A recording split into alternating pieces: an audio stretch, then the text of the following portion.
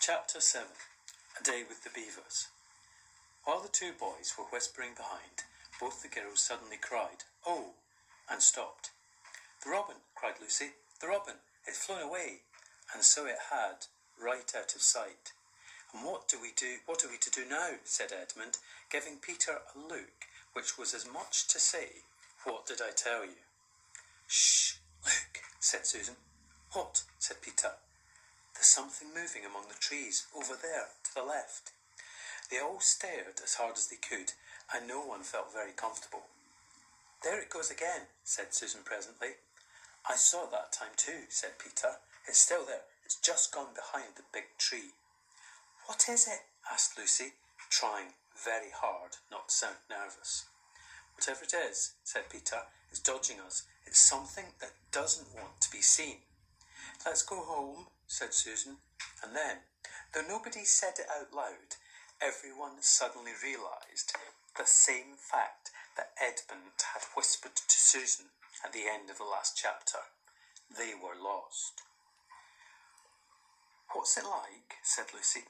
It's kind of an animal," said Susan. And then, Look, quick, there it is."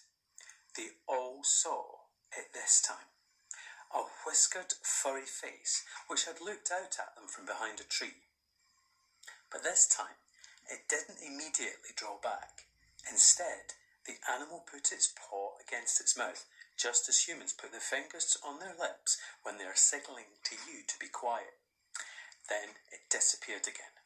The children all stood holding their breath.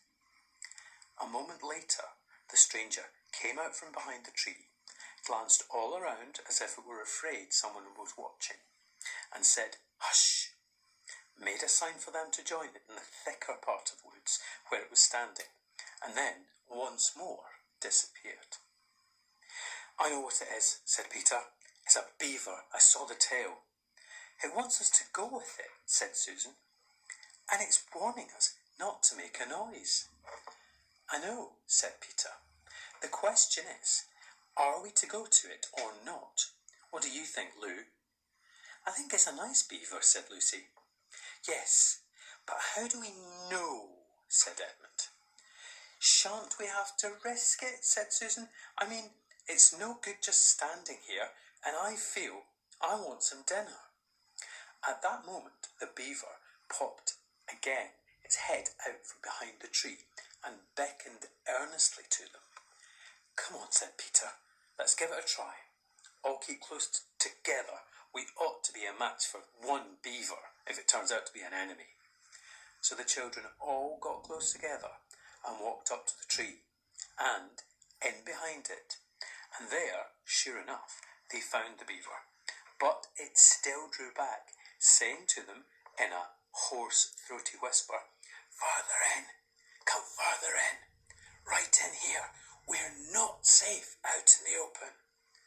Only when it had led them into a dark spot where the 4 trees grew so close together that their boughs met and the brown earth and pine needles could be seen underfoot because no snow had been able to fall there, did it begin to talk to them. "Are you the son of Adam and the daughters of Eve?" it said. "We're some of them," said Peter. "Shh!" said the beaver. "Not so loud, please. We're not safe even here." "Why? Who are you afraid of?" said Peter. "There's no one here but ourselves." "There are trees," said the beaver. "They're always listening. Most of them are on our side, but there are trees that would betray us to her. You know who I mean." And it nodded its head several times. "If it comes to talking about sides," said Edmund, "how do we know you're a friend?" "Not meaning to be rude, Mr. Beaver," added Peter, "but you see, we're strangers." Quite right, said the beaver. "Here is my token." With these words, it held up to them a little white object. They all looked at it in surprise, till suddenly Lucy said, "Of course, it's my handkerchief, the one I gave to poor Mr. Tumnus." "That's right," said the beaver. "Poor fellow, he got wind of the arrest before it actually happened and handed this over to me. He said that if anything happened to him, I must meet you here and take you to... Here, the beaver's voice sank into silence, and it gave one or two very mysterious nods, then signalling to the children to stand as close around it as they possibly could, so that their faces were actually tickled by its whispers, and added in a low whisper, "They say Aslan is on the move. Perhaps has already landed." And now a very curious thing happened. None of the children knew who Aslan was any more than you do. But the moment the beaver had spoken these words, everyone felt quite different. Perhaps it had sometimes happened to you in a dream that someone says something which you don't understand, but in the dream it feels as if it has some enormous meaning. Either a terrifying one, which turns the whole dream into a nightmare, or else a lovely meaning, too lovely to put into words, which makes the dream so beautiful that you remember it all your life and are always wishing you could get into that dream again. It was like that now, and the name of Aslan, each one of the children felt something in its name.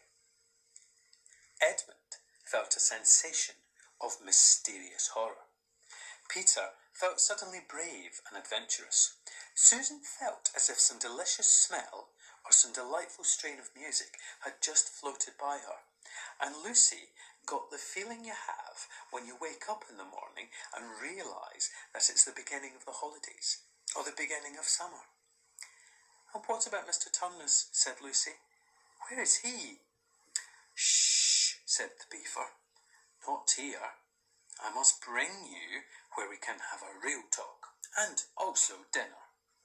No one, except Edmund, felt any difficulty about trusting the beaver now, and everyone, including Edmund, was very glad to hear the word dinner.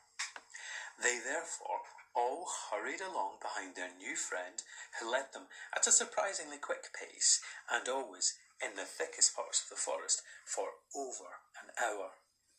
Everyone was feeling very tired and very hungry, when suddenly the trees began to get thinner in front of them, and the ground to fall steeply downhill.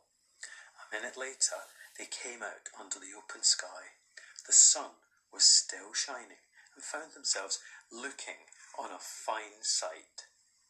They were standing on the edge of a steep, narrow valley, at the bottom of which ran, at least it would have been running if it hadn't been frozen, a fairly large river.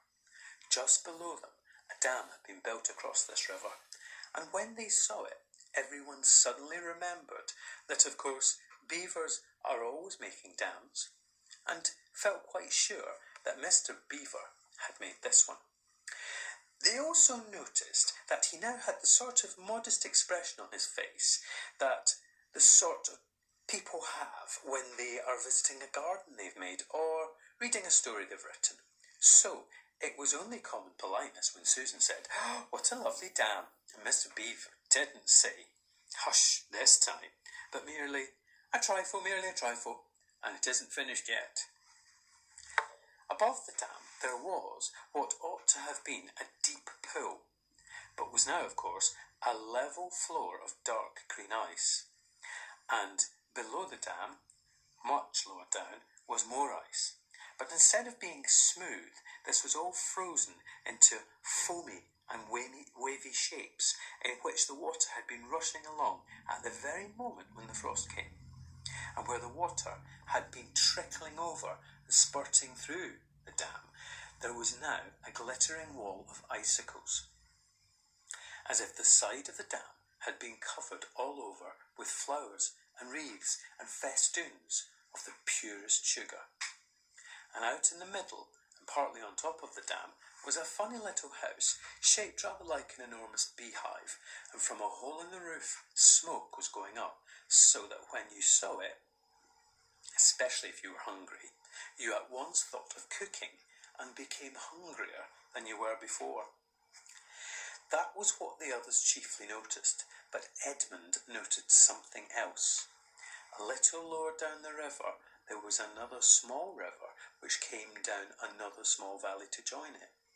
And looking up that valley, Edmund could see two small hills, and he was almost sure they were the hills which the White Witch had pointed out to him when he parted from her at the lamp-post that other day.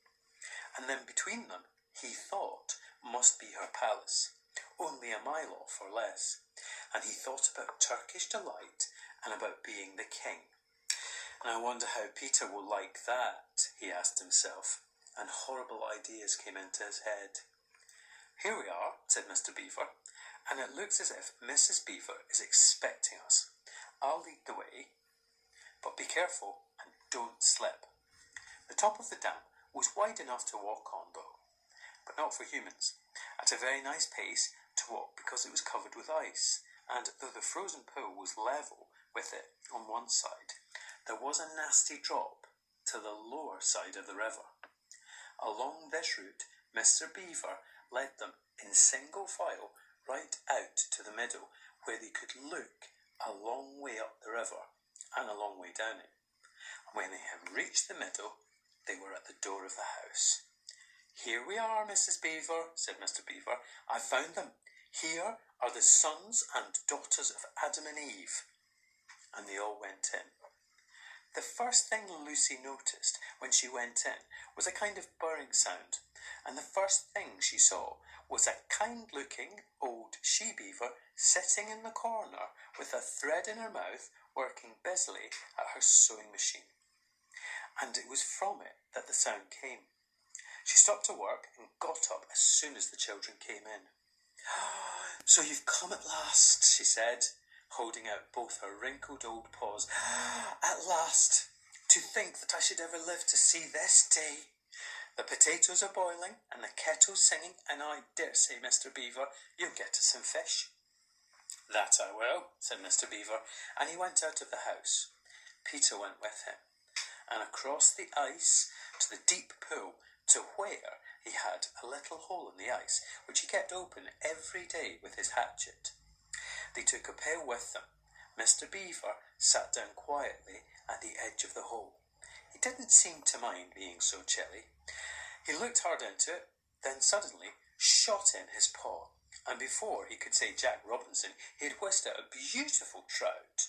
Then he did it all over again until he had a fine catch of fish. Meanwhile, the girls were helping Mrs. Beaver to fill the kettle and lay the table and cut the bread and put the plates in the oven to heat and draw a huge jug of beer for Mr. Beaver from a barrel which stood in one corner of the house, and to put on a frying pan and get the dripping hot. Lucy thought the Beavers had a very snug little home, though it was not at all like Mr. Tumnus's cave. There were no books or pictures, and instead of beds, there were bunks, like on board a ship, and built into the wall. And there were hams and strings of onions hanging from the roof, and against the walls were gum boots and oilskins and hatchets and pairs of shears and spades and trowels and things for carrying mortar in, and fishing rods and fishing nets and sacks, and a cloth on the table, though clean, was very rough. Just as the frying pan was hissing nicely, Peter and Mr. Beaver came in with the fish, which Mr. Beaver had already opened with his knife and cleaned out in the open air. You can think how good the new-caught fish smelled while they were frying, and how the hungry children longed for them to be done, and how very much hungrier still they had become before Mr. Beaver said, "Now we're nearly ready." Susan drained the potatoes and put them all back in the empty pot to dry on the side of the range, while Lucy was helping Mrs. Beaver to dish up the trout, so that in a very few minutes everyone was drawing up their stools. It was all three-legged stools in the Beaver's house, except for Mrs. Beaver's own special rocking chair beside the fire, and preparing themselves to enjoy themselves. There was a jug of creamy milk for the children, Mr. Beaver stuck to beer, and a great big lump of deep yellow butter in the middle of the table from which everyone took as much as he wanted to go with his potatoes, and all the children thought, and I agree with them, that there's nothing to beat good freshwater fish if you eat it when it's been alive half an hour ago and it has come out of the pan half a minute ago. And when they had finished the fish, Mrs. Beaver brought unexpectedly out of the oven a great and gloriously sticky marmalade roll, steaming hot, and at the same time moved the kettle onto the fire, so that when they had finished the marmalade roll, the tea was made and ready to be poured out. And when each person had got his or her cup of tea, each person shoved back his or her stool so as to be able to lean against the wall, and gave a long sigh of contentment. "And now," said Mr. Beaver, pushing away his empty beer mug and pulling his cup of tea towards him, "if you just wait till I've got my pipe lit up and going nicely, why, now we can get to business. It's snowing again," he added, cocking his eye at the window. "That's all the better, because it means we shan't have any visitors, and if anyone should have been trying to follow you, why, he won't find any tracks."